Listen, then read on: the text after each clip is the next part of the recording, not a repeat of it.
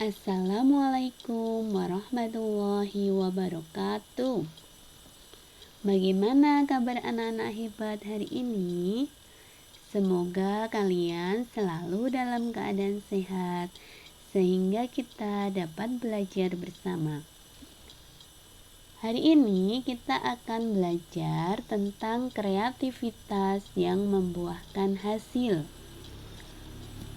Merupakan materi kelas 6, tema 5 wirausaha, subtema 3 ayo belajar berwirausaha, pembelajaran 1.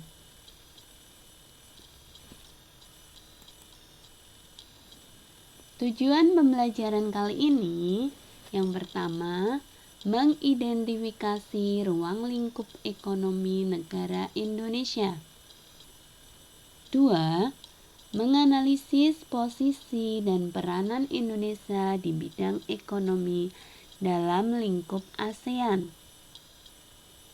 3.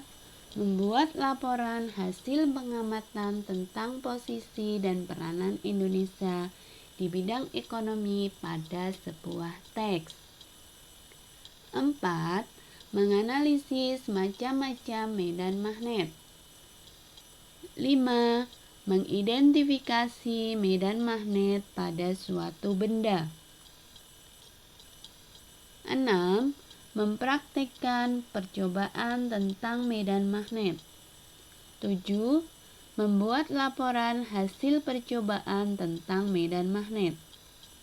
8. Menganalisis komponen dan cara mengisi formulir pengiriman barang. 9.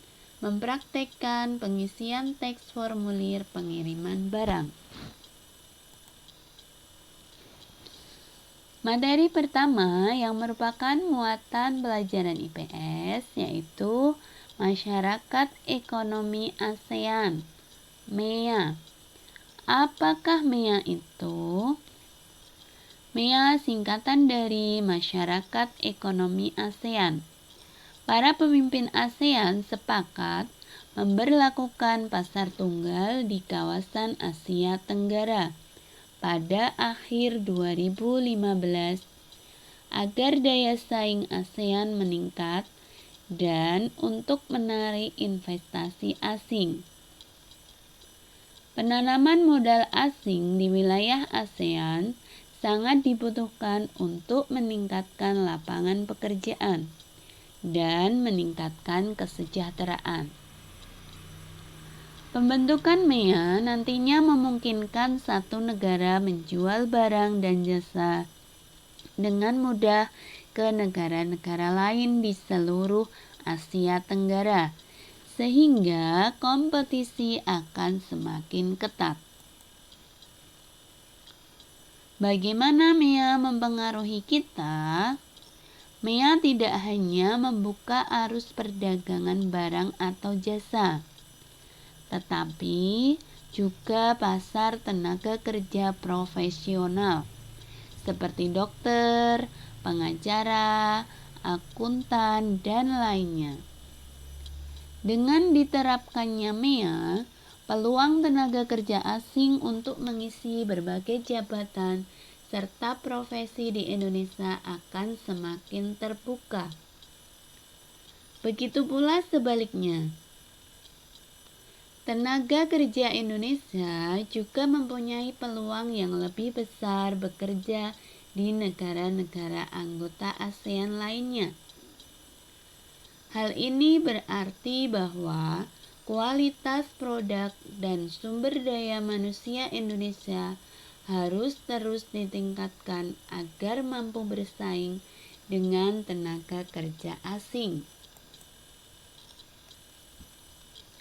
Apa keuntungan MEA bagi Indonesia dan negara-negara ASEAN lainnya? Riset terbaru dari Organisasi Perburuan Dunia atau ILO menyebutkan pembukaan pasar tenaga kerja mendatangkan manfaat yang besar. Selain dapat menciptakan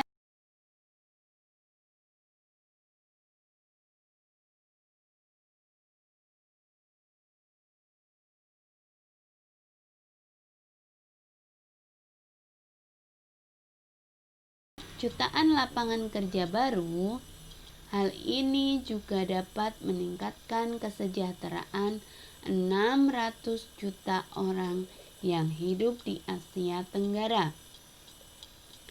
ILO memperkirakan bahwa permintaan tenaga kerja profesional akan naik 41% atau sekitar 14 juta di tahun 2015. Sementara permintaan akan tenaga kerja kelas menengah akan naik 22% atau 38 juta. Sementara tenaga kerja level rendah meningkat 24% atau 12 juta.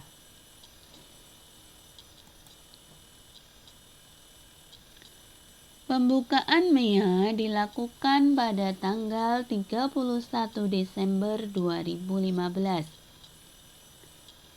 Pembentukan MEA didasarkan pada 4 pilar, yaitu 1. Menjadi kawasan ekonomi yang mampu bersaing. 2. Menciptakan pertumbuhan ekonomi yang seimbang. 3. Menjadikan ASEAN sebagai pasar tunggal dan pusat produksi. 4. Penyatuan ke arah perekonomian global. MEA didirikan dengan harapan untuk meningkatkan pertumbuhan ekonomi masyarakat ASEAN. Nah, tujuan didirikannya MEA yaitu 1. Memperkuat hubungan antar negara anggota ASEAN. 2. Mewujudkan sistem perbankan terpadu yang mampu menjawab kebutuhan masyarakat ASEAN. 3. Merencanakan sistem keuangan terpadu antar negara anggota ASEAN. 4. Membentuk ketahanan pangan. 5. Mempertahankan keamanan politik negara-negara anggota ASEAN. 6. Membentuk masyarakat yang menjunjung tinggi nilai sosial budaya. Nah, materi berikutnya muatan pelajaran IPA tentang medan magnet. Apakah kalian tahu apa itu medan magnet? Ya, betul. Medan magnet adalah daerah atau wilayah yang dipengaruhi oleh gaya magnet. Medan magnet tidak dapat kita lihat, tetapi dapat digambarkan. Besar medan magnet tergantung pada kekuatan magnet. Visualisasi medan magnet. Karena medan magnet tidak terlihat, maka ada 2 cara untuk menggambarkannya. Yang pertama, dideskripsikan secara matematik sebagai vektor. Setiap vektor pada setiap titik yang berbentuk panah tersebut memiliki arah dan besaran tergantung dari besar gaya magnetik pada titik tersebut. Cara yang kedua yaitu cara lain untuk mengilustrasikannya adalah dengan menggunakan garis. Setiap vektor disambungkan dengan sebuah garis yang tidak terputus, dan banyaknya garis dapat dibuat sebanyak mungkin. Cara inilah yang paling sering dipakai untuk menggambarkan suatu medan magnet. Jadi, antara cara pertama dan kedua itu yang sering dipakai adalah cara yang kedua. Kita lihat gambarnya. Berikut adalah cara yang pertama. vektor medan magnet pada sebuah magnet persegi panjang. Dapat kalian amati di sana ada seperti garis kecil-kecil yang ada panahnya. Ada kutub selatan dan ada kutub utara.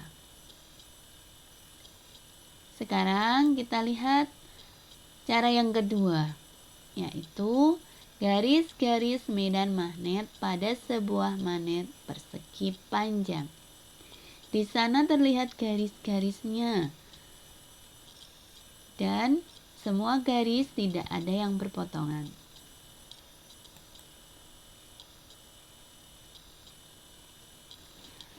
Garis-garis medan magnet memiliki karakteristik yang berguna untuk analisa. 1. Setiap garis tidak pernah berpotongan satu sama lain. 2. Garis akan semakin rapat dan wilayah di mana medan magnet semakin besar. Hal ini menandakan bahwa semakin rapat garis-garis medan magnet, maka semakin besar gaya magnetnya pada wilayah tersebut. Garis-garis ini tidak bermulai atau berhenti dari manapun. Akan tetapi, garis-garis tersebut membentuk suatu lingkaran tertutup dan tetap menyambung di dalam material magnet. Arah medan magnet direpresentasikan dengan panah pada garis-garisnya. Terkadang, tanda panah tidak digambarkan pada garis-garis medan magnet. Akan tetapi, medan magnet akan selalu memiliki arah dari kutub utara ke selatan. 5. Garis-garis ini dapat divisualisasikan secara nyata. Cara yang paling sederhana adalah dengan menyebarkan bubuk pasir besi di sekitar magnet dan akan menghasilkan karakteristik yang sama seperti pada garis-garis medan magnet.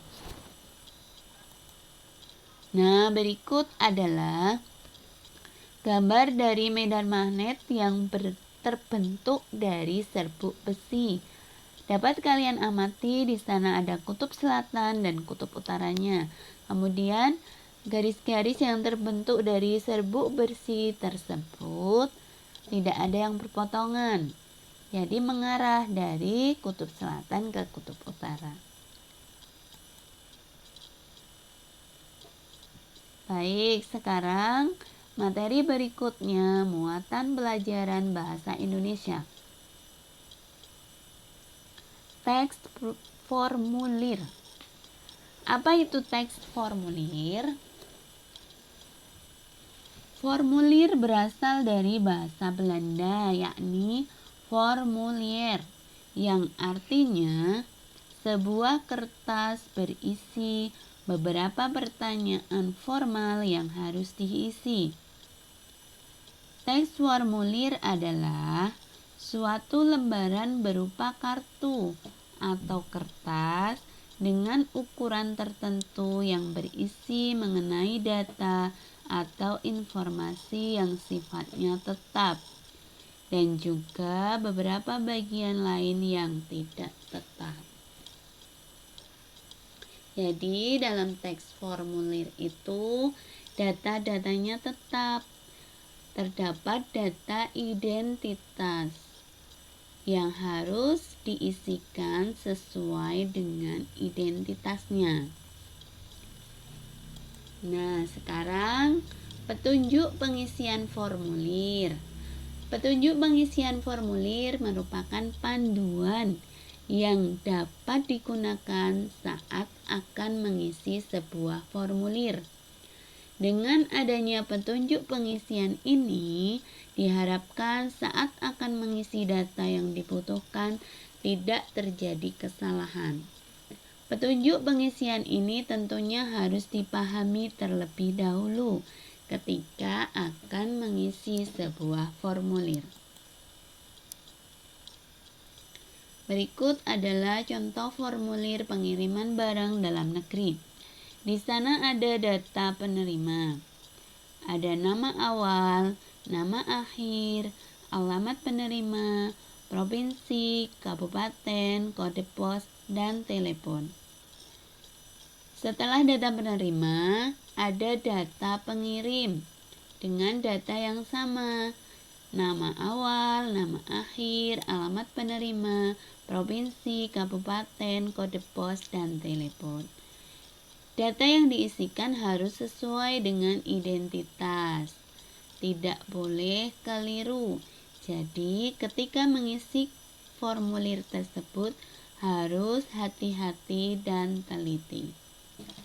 Setelah data penerima dan data pengirim, di bawahnya akan ada pengesahan, yaitu petugas pengirim. Bisa melalui kantor pos, bisa melalui jasa yang lain. Selain tanda tangan dan nama terang petugas, juga ada tanda tangan dan nama terang pengirim. Selamat belajar, sekian dan terima kasih. Wassalamualaikum warahmatullahi wabarakatuh.